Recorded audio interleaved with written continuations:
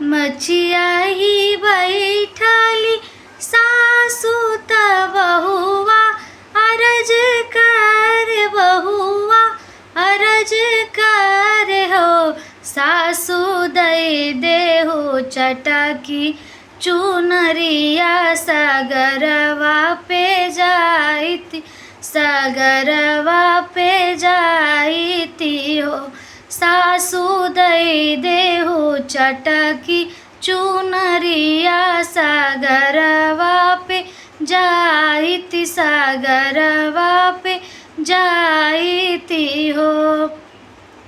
सासू त बोलहिउ ना पाई ननद हाँसी बोलाई ननद हाँसी बोलाई हो भौजी तोहरे ना कनु ई बिटियावा तू के का छठी आई बिऊ के का छठी औ बिऊ हो भौजी तोहरे ना कनु ई बिटियावा तके का छठी आई बिऊ के का छठी आई बिऊ हो।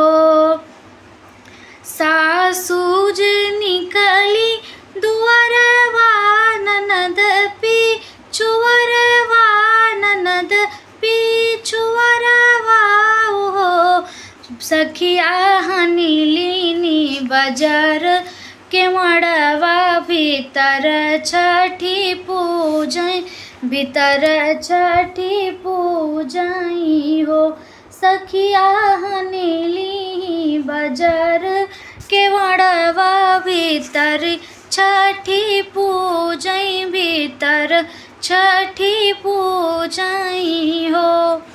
आंगना में खोदली सगरवा त भिटवा बनाईनी भिटवा बनाईनी हो सखिया मटिया के बनाई पुतरवा त मुहवा धोआवे कजरवा लगावई हो सखिया मटिया के बनाई पुतरवा त मुहवा धोआवई कजरवा लगावई हो।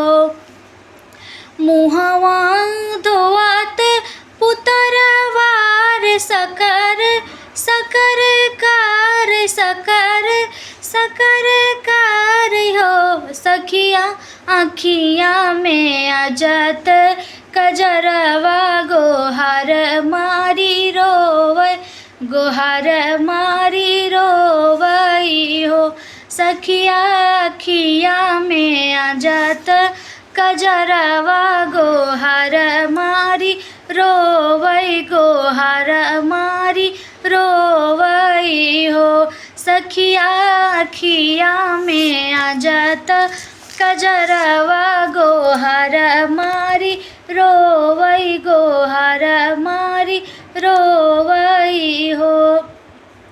सासू जी दुआरे से आई ननद सुनी धाई ननद सुनी धाई नु हो बहुआ के करई रोवेला गदलवा के वड़िया के खोलऊ के वड़िया के खोलऊ हो बहुआ के करई रोवेला गदलवा के वड़िया के खोलऊ के वड़िया के खोलऊ हो।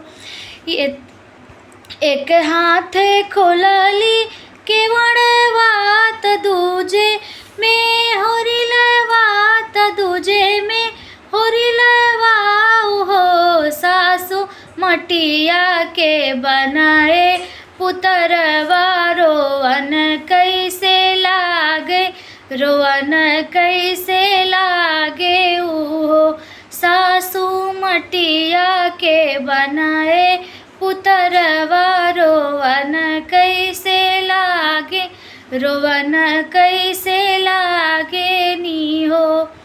एतनी बचन सुनी सासूत पटना लुटावे त पट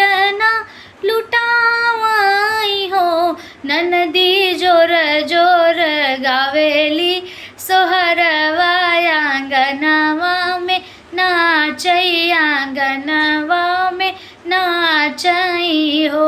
ननदी जोर जोर गावेली सोहरवा आंगनवा में नाचई आंगनवा में नाचई हो।